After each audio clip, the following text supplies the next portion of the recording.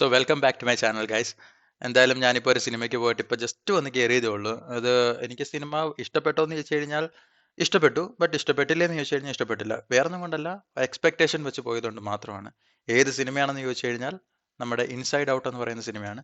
ഞാൻ ആലോചിക്കുകയായിരുന്നു സംഭവം. ഞാൻ ഈ ഇൻസൈഡ് ഔട്ട് 1 കണ്ടിട്ടുണ്ട്. അത് ഗംഭീരമായിട്ട് എടുത്തൊരു പടമാണ്. അത് വേറൊന്നുമല്ല, അനിമേറ്റഡ് മൂവിയാണ് ബേസിക്കലി. നമുക്ക് അത്യാവശ്യം വലിയവർക്കും കാണാൻ പറ്റിയ രീതിയിലുള്ള സിനിമയാണ്. അതേമാതിരി തന്നെ പിള്ളേരെ കാണിക്കേണ്ടതായിട്ടുള്ളൊരു സിനിമയുമാണ്. കാരണം അതിനകത്ത് അതേമാതിരി നല്ല മെസ്സേജ് കൊടുക്കുന്നുണ്ട് പിള്ളേർക്ക് വേണ്ടിയിട്ടുള്ള. സോ ബേസിക്കലി ജനറലി നല്ലൊരു മെസ്സേജ് കൊടുത്തുകൊണ്ട് ഇറക്കിയ ഒരു പടമാണ് ഇൻസൈഡ് ഔട്ട് 1. അത്രയും നല്ല ഗംഭീരമായിട്ടുള്ള സിനിമയുടെ സെക്കൻഡ് പാർട്ട് ഇറങ്ങിയിട്ട് ആരും മൈൻഡ് ചെയ്യാതെ പോയെന്നുള്ള കാര്യമാണ് ഞാൻ ആലോചിക്കുന്നത്. കാരണം എന്താണെന്ന് വെച്ച് കഴിഞ്ഞാൽ ഞാൻ അവിടെ തിയേറ്ററിൽ പോയപ്പം 4DXലാണ് പോയത്. അവിടെ പോയപ്പോഴത്തേക്ക് ക്രൗഡ് എന്ന് പറഞ്ഞ സാധനമില്ല. കയ്യിലെണ്ണാവുന്ന 4, 3, 7 പേര് മാത്രമേ അവിടെ ഉണ്ടായിരുന്നുള്ളൂ. ബട്ട് വന്നവരെല്ലാവരും സിനിമ എൻജോയ് ചെയ്തു. പിന്നെ വേറെ എനിക്കതിനകത്ത് ആക്ച്വലി ഞാൻ പറഞ്ഞല്ലോ, ഞാൻ എക്സ്പെക്ടേഷൻ വെച്ചിട്ടാണ് ഞാൻ പോയിരിക്കുന്നത് സിനിമയിൽ. എക്സ്പെക്ടേഷൻ ഞാൻ ആ സിനിമ തിയേറ്ററിലോട്ട് കയറിയപ്പോൾ തന്നെ എൻ്റെ തകർന്നു വരുന്നു. വേറെ ഒന്നും കൊണ്ടല്ല, 500 രൂപ കൊടുത്ത് ഞാൻ തിയേറ്ററിൽ ടിക്കറ്റ് എടുത്തിട്ട് ഞാൻ അവിടെ 4DXൽ കയറിയതാണ്. സോ ബേസിക്കലി നോർമലി അവിടെ ചെന്നപ്പോഴത്തേക്ക് ഞാനിങ്ങനെ പലക പോലെ ഇങ്ങനെ എഴുന്നേറ്റിരിക്കേണ്ട ഒരു അവസ്ഥയായിരുന്നു. അത്രേ ഉള്ളൂ സീറ്റ്, അല്ലാതെ സ്ട്രെച്ച് ചെയ്യാനോ അങ്ങനെയൊന്നും പറ്റത്തില്ല.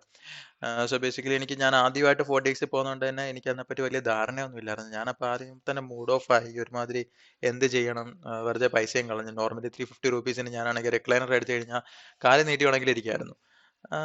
ഈ ഒരു സംഭവം ഇങ്ങനെ ആലോചിച്ചിരിക്കുക. ഞാൻ ഇങ്ങനെ ട്രെയിലറെല്ലാം കണ്ട് എല്ലാം കഴിഞ്ഞപ്പോഴത്തേക്ക് ഇവര് 4DXന്റെ ഒരു ട്രെയിലർ അങ്ങോട്ട് ഇട്ടു, ഒരു ഇൻട്രോ വീഡിയോ. ആദ്യം ഇങ്ങനെ ബാക്കിലോട്ടൊരു വലിച്ചു എന്ന് പറയുമ്പം അതിനകത്ത് ഒരു ബൈക്ക് റൈഡിങ് വീഡിയോ ആണ് കാണിച്ചിരുന്നത്. അപ്പോൾ ബൈക്ക് റൈഡ് ഇങ്ങനെ വീഴുമ്പോഴത്തേക്ക് നമ്മുടെ ചെയർ അതേമാതിരി ഇങ്ങനെ പോവുക. സോ ബേസിക്കലി ഞാൻ 8DX ഞാൻ പോയിട്ടുള്ളതാണ് ഇതിന് മുന്നേ. അതൊരു ലൈക്ക് 3 to 4 ഇയേഴ്സ് മുന്നേ ആണ് പോയത്. ശോഭ സിറ്റി മോളിൽ എൻ്റെ ഒരു ഡെമോ കിടപ്പുണ്ടായിരുന്നു ആ സമയത്ത്, നമ്മുടെ തൃശ്ശൂറുള്ള. ഓക്കെ, സോ ബേസിക്കലി അവിടെ പോയപ്പോഴത്തേക്ക് അവിടെ ഒരു റോളർ കോസ്റ്റർ റൈഡാണ് ഞാൻ കയറിയത്. അതിനകത്ത് കയറിയപ്പോഴത്തേക്ക് ഞാൻ തിരിച്ചിറങ്ങി വന്നപ്പോൾ ദേഹം മൊത്തം നനഞ്ഞ് വെള്ളം അടിച്ച് കയറ്റി എല്ലാം. റോളർ കോസ്റ്റർ വെള്ളത്തിൽ കൂടെ പോകുന്ന ഒരു സീനുണ്ട്. അതിന് മുമ്പ് അതിനകത്ത് അവർ വെള്ളം വരെ സ്പ്രേ ചെയ്ത് നമ്മൾ മൊത്തം നനഞ്ഞിട്ട് ഇറങ്ങി വരുന്നത്. ഇതിനകത്ത് അങ്ങനെ വെള്ളത്തിൽ പോയപ്പോൾ അങ്ങനെ നനവൊന്നും ഇല്ലായിരുന്നു. വെള്ളം അടിക്കലൊന്നും ഇല്ല. ആ വെള്ളം അടിയല്ല, ഈ വെള്ളം അടി. വെള്ളം സ്പ്രേ ചെയ്തൊന്നുമില്ല.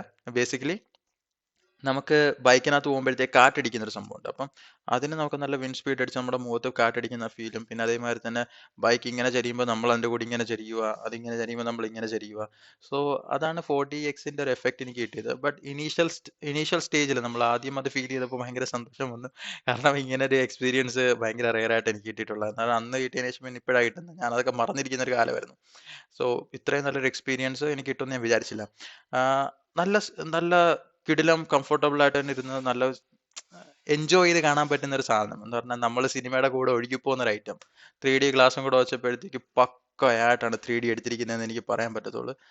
മാൻ, ആനിമേറ്റഡ് മൂവി, 3D എഫക്റ്റ് വിത്ത് 4DX. ഇതില് വേറെ വേറെ ഒന്നും വേണ്ട. ഞാൻ 500 രൂപ കൊടുത്ത് എനിക്ക് സത്യം പറഞ്ഞാൽ അവര് അതിന്റെ ഒരു 800 രൂപയുടെ ഒരു ഇതാണ് എനിക്ക് എഫക്റ്റ് ആണ് എനിക്ക് തന്നത്. അതിന്റെ 2 മടങ്ങെങ്കിലും ഞാൻ അതിനകത്ത് എൻജോയ് ചെയ്തെന്ന് എനിക്ക് പറയാൻ പറ്റത്തുള്ളൂ. പിന്നെ സിനിമയിലോട്ട് തിരിച്ചു വരാം. ബേസിക്കലി സിനിമയ്ക്ക് പോയി ഞാൻ കുറേ എക്സ്പെക്ടേഷൻ വെച്ചിട്ടുണ്ടായിരുന്നു. പറയേണ്ട കാര്യം എന്ന് പറയുമ്പോഴത്തേക്ക് ഞാൻ പറഞ്ഞല്ലോ, ഫസ്റ്റ് പാർട്ട് അത്ര ഗംഭീരമായിട്ട് എടുത്തുകൊണ്ടാണ് അതിനകത്ത് പറഞ്ഞിരിക്കുന്ന ഓരോ ക്യാരക്ടറും. അത് എന്തോന്ന് വെച്ച് കഴിഞ്ഞാൽ ഈ ഇമോഷൻസ് എന്ന് പറയുന്നതാണ് ക്യാരക്ടർ. സോ ഓരോ ഇമോഷൻസിനെയും ഇൻ ഡെപ്തിൽ നമുക്ക് മനസ്സിലാക്കി തരുന്നുണ്ട്. ആങ്കർ എന്ന് പറഞ്ഞ ഈ സാധനമാണ്. അതേമാതിരി തന്നെ സാഡ്നെസ് എന്ന് പറഞ്ഞ ആ സാധനമാണ്. ജോയ് എന്ന് പറഞ്ഞ ആ സാധനമാണ്.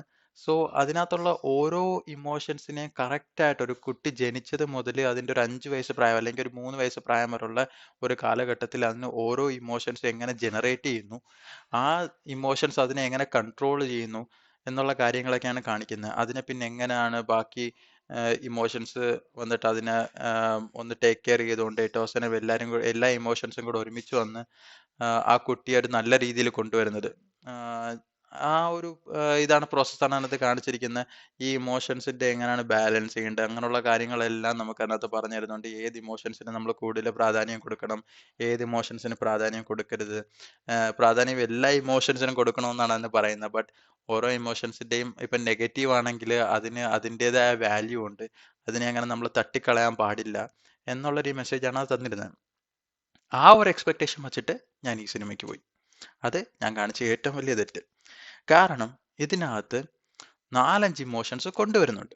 4 ഇമോഷൻസ് കൊണ്ടുവരുന്നുണ്ട്, ഇൻട്രൊഡ്യൂസ് ചെയ്തിട്ടുണ്ട്. കാരണം ഇത് കാണിക്കുന്നതെന്ന് പറഞ്ഞാൽ ആ കുട്ടി കുറച്ച് വലുതായി കഴിഞ്ഞപ്പോഴത്തേക്ക് പ്യൂബർട്ടിയിലെത്തുമ്പോൾ വേറെ കുറേ ഇമോഷൻസ് ഇൻട്രൊഡ്യൂസ് ആവും.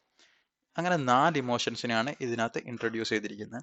ആ 4 ഇമോഷൻസിനകത്ത് ആകപ്പാട് ഒരു ഇമോഷന് മാത്രമേ ഇതിനകത്ത് പ്രാധാന്യം കൊടുത്തിട്ടുള്ളൂ. ബാക്കിയെല്ലാം വെറുതെ സൈഡ് പ്ലേ, എന്താ പറയുന്ന, നമ്മളെ ക്രെയിൻ പിടിക്കാനും അങ്ങനെയുള്ള സംഭവത്തിനായിട്ട് ആൾക്കാരെ വെക്കത്തില്ലേ, ചായ കൊടുക്കാനും. സോ അതേമാതിരി ഒരു സെക്കൻഡറി ആയി മാറിപ്പോയോ എന്നൊരു സംശയമല്ല, അങ്ങനെ മാറിപ്പോയി, അത്രേ ഉള്ളൂ, മാറിപ്പോയി. കാരണം അതിനകത്ത് ഒറ്റ ഇമോഷന് മാത്രമേ പ്രാധാന്യമുള്ളൂ, ബാക്കി എല്ലാ ഇമോഷൻസിനെയും ഔട്ട് ചെയ്യും. സോ പ്യൂബർട്ടിയിൽ വന്നു കഴിയുമ്പം ആ ഒരു ഇമോഷൻ എന്ന് പറഞ്ഞാൽ ആങ്സൈറ്റിയാണ്. ആങ്സൈറ്റി അതിനകത്ത് ഇൻട്രൊഡ്യൂസ് ചെയ്തിട്ടുണ്ട്. ആങ്സൈറ്റി വന്ന് ടേക്ക് ഓവർ ചെയ്യും. നേരത്തെ ആ കുട്ടിക്കാലത്ത് ഉണ്ടായിരുന്ന ആ ഇമോഷൻസിനെ എല്ലാം കേദിയാക്കിക്കൊണ്ട് ആങ്സൈറ്റി ഇതിനകത്ത് ടേക്ക് ഓവർ ചെയ്യുന്നുണ്ട്. എന്നിട്ട് ഏറ്റവും അവസാനം ഈ ആങ്സൈറ്റിയെ എങ്ങനെ റിക്കവർ ചെയ്യുന്നു എന്നുള്ള കാര്യമാണ് കാണിച്ചിരിക്കുന്നത്. അത് ഓരോ ഇമോഷൻസ് അതിനുവേണ്ടി എന്തിനു വേണ്ടി എഫേർട്ട് എടുക്കുന്നുണ്ട്.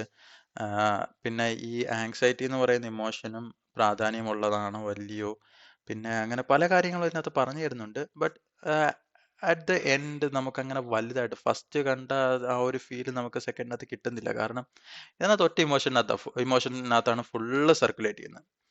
അല്ലാതെ എല്ലാവരുടെയും ബാക്കിയുള്ളവരുടെ റോളൊന്നും പ്രോപ്പറായിട്ട് ഡിഫൈൻ ചെയ്തിട്ടില്ല. ബാക്കിയുള്ള ഇമോഷൻസ് എന്താണെന്ന് പോലും നമുക്ക് മനസ്സിലാക്കി തന്നിട്ടില്ല. സോ അതൊക്കെയാണ് പറഞ്ഞിരിക്കുന്നത്. പിന്നെ ഇതിനകത്തൊരു സീനുണ്ട്.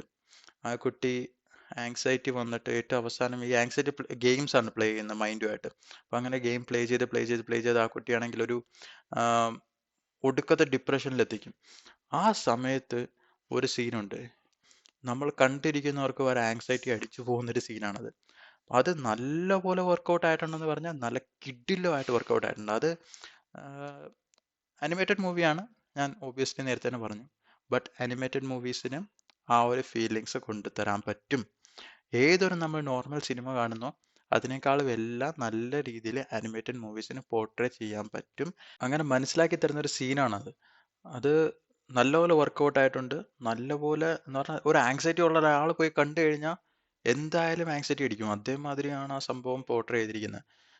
നമ്മൾ കണ്ടിട്ടാണെങ്കിൽ ഒരുമാതിരി ഫുള്ളി ഡെസ്പായിട്ട് ഇത് എന്താണ് നടക്കുന്നത്, ആ കൊച്ച് ഇങ്ങനെ ചുരുങ്ങി ഒരു ഭയങ്കര പറയാൻ പറ്റാത്ത അവസ്ഥയാണ്. കണ്ടാലേ നമുക്കത് മനസ്സിലാകത്തുള്ളൂ. പിന്നെ എനിക്ക് പറയാനുള്ള കാര്യം എന്ന് പറഞ്ഞാൽ, നിങ്ങൾ ആരെങ്കിലും ഈ സിനിമ പോയി കാണാൻ ഉദ്ദേശിക്കുന്നുണ്ടെങ്കിൽ പോയി കാണേണ്ട കാര്യമില്ല. കാരണം വലിയ സംഭവം തന്നെ അത് കാണിക്കുന്നില്ല. OTT വരുമ്പോഴത്തേക്ക് OTT പ്ലാറ്റ്ഫോമിൽ കാണാനുള്ള സാധനമേ ഉള്ളൂ. പക്ഷെ ഞാനൊരു കാര്യം പറയും, ഇതിന്റെ ഫസ്റ്റ് പാർട്ട് ഉണ്ടല്ലോ, ഇൻസൈഡ് ഔട്ട് 1 എല്ലാവരും കണ്ടിരിക്കേണ്ട ഒരു പടം തന്നെയാണ്. അത് അത്ര ഗംഭീരമായിട്ടാണ് എടുത്തിരിക്കുന്നത്. എല്ലാവരും പോയി കാണുക. എന്ന് പറഞ്ഞാൽ പോയി കാണാമെന്ന് പറഞ്ഞെങ്കിൽ പോയി കാണേണ്ട കാര്യമില്ല. OTTക്കകത്തൊക്കെ അവൈലബിൾ ആയിരിക്കും.